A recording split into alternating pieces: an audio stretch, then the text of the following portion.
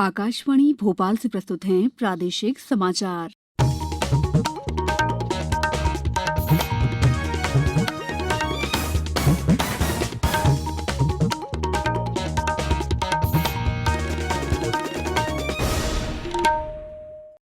नमस्कार, समाचारों के साथ मैं दीपा सिंह।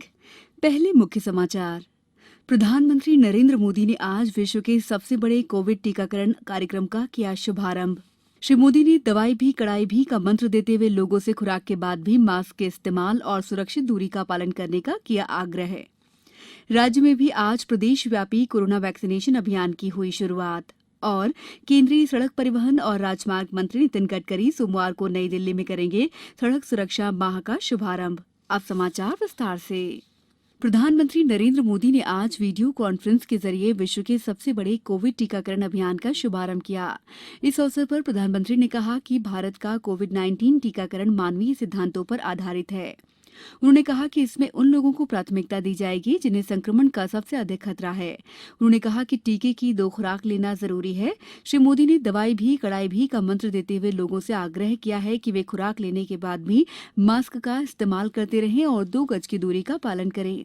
अभियान के पहले चरण में 3 करोड़ लोगों का टीकाकरण किया जाएगा और दूसरे चरण में 30 करोड़ लोगों को टीके लगाए जाएंगे।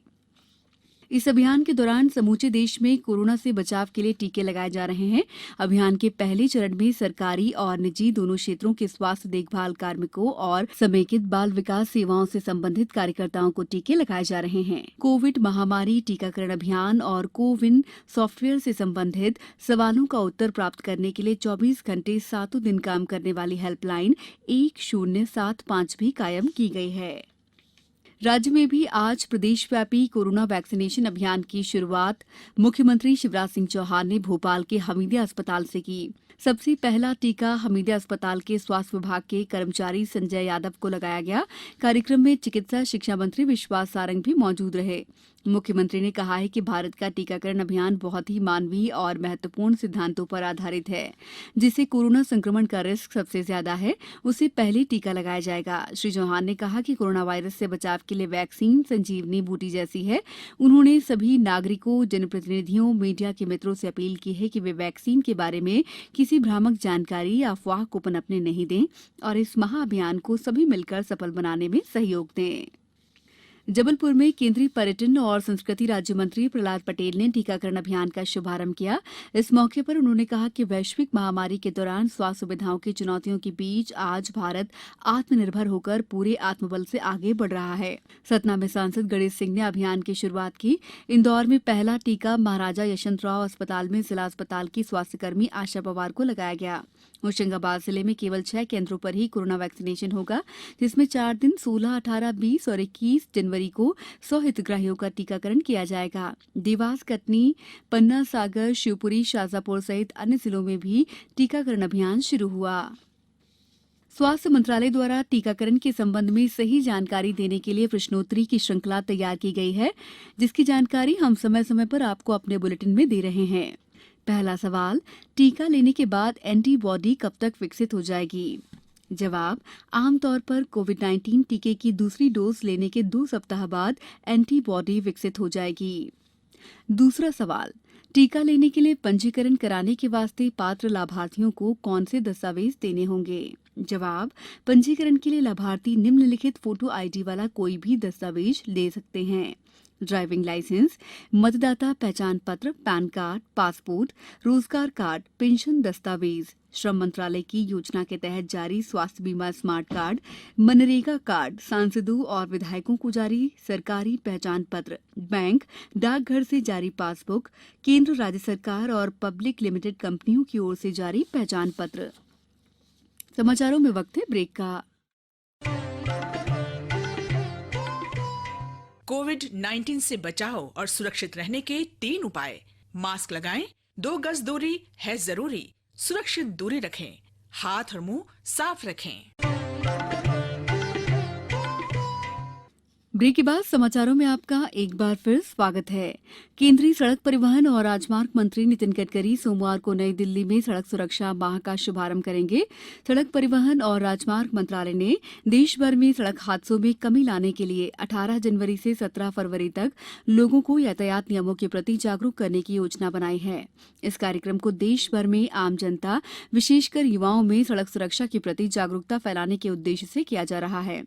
इसका उद्देश्य सभी लोगों को सड़क सुरक्षा में अपना योगदान देने का अवसर भी मुहैया कराना है। सड़क सुरक्षा माह के दौरान स्कूल और कॉलेजों के साथ साथ चालकों और सड़क का उपयोग करने वाले आम लोगों के साथ मिलकर कई तरह की गतिविधियों का भी आयोजन किया जाएगा। इसमें सड़क दुर्घटना के कारणों और दुर्घटनाओं को रोकने के उपायों को दर्शाया जाएगा। इन गतिविधियों में सड़क सुरक्षा से जुड़े बैनर, वॉकथॉन, निर्देशक संकेतकों और प्रचार पुस्तिका प्रदर्शित की जाएगी। सुप्रसिद्ध संतूर वादक पद्मश्री पंडित सतीश व्यास ने कोविड-19 के खिलाफ चलाए जा रहे जन आंदोलन का समर्थन करते हुए लोगों से जारी गाइडलाइन का पालन करने की अपील की है। यही कहूँगा कि ये महामारी का ये बहुत ही इम्पोर्टेंट ये जो महत्वपूर्ण जो लोगों को करना चाहिए कि हमेशा मास्क लगा के ही बाहर निकले घर से, हाथ को बार बार सफाई करें, वो बहुत महत्वपूर्ण है। और सबसे इम्पोर्टेंट है सोशल डिस्टेंसिंग, क्योंकि 4 या 6 फीट का डिस्टेंस रख के बात करें लोगों से, और ज़्यादा देर किसी पब्लिक प्लेस में मत जाए और क्राउड मत बनाइए। ये कुछ महीनों तक रहेगा, बाद में फिर से नॉर्मल हो जाएगा, ऐसे आशा करते हैं। तो फिर जीवन पिछले 24 घंटों के दौरान प्रदेश के उमरिया, जबलपुर, मलाजखंड में शीतलहर का प्रभाव रहा। उज्जैन, होशंगाबाद, भोपाल, शहडोल, रीवा, सागर, जबलपुर संभागों में न्यूनतम तापमान में कमी दर्ज की गई। प्रदेश में सबसे कम 3 डिग्री सेल्सियस तापमान उमरिया में दर्ज किया गया। उमरिया जिले में कड़ाके की ठंड पड़ने से जनजीवन प्रभावित हो गया है।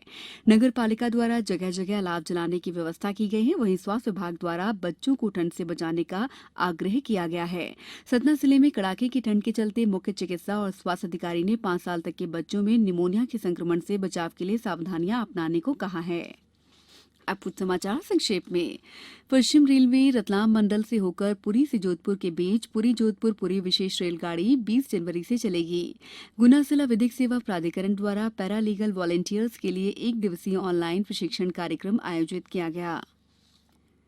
सागर जिले के जैसी नगर थाना अंतर्गत अगरिया गांव के पास जीप और मोटरसाइकिल की भिड़ंत में 2 लोगों की मौत हो गई और 1 व्यक्ति घायल हो गया। रायसेन जिले में मतदाता सूची में 18,000 से अधिक नए मतदाताओं के नाम जोड़े गए हैं। अंत में मुख्य समाचार एक बार फिर। प्रधानमंत्री नरेंद्र मोदी ने आज विश्व के सबसे बड़े कोविड टीकाकरण कार्यक्रम का किया शुभारंभ।